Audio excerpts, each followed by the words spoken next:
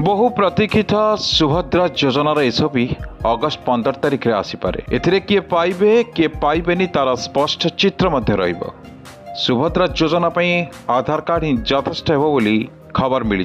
तेबे उच्च वर्गर लोक एथरो बाद पड़ी पारंती। जो माने आयकर देउछंती सेमानको सरकार बाद दे पारंती। तेबे छे जा हो अगस्ट 15 रे एसओपी आसीबा परे सुभद्रा नै चित्र आउरी स्पष्ट हेबो बोली उपमुख्यमंत्री प्रभाती परिडा कहिसंती।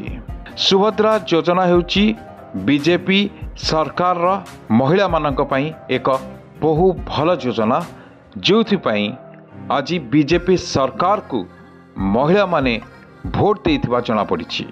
सुभद्रा योजना एसओपी आसिला परे ही सेथिरे चित्र स्पष्ट हो पारिबो प्रकृत रे केउ माने रहुचंती केउ माने बाद पड़ुचंती। तेबे देखिबा को बाकी रहिला सुभद्रा योजना पई आधार कार्ड ही यथेष्ट ना आउ किछि कागज पत्रर आवश्यकता पड़ुछि।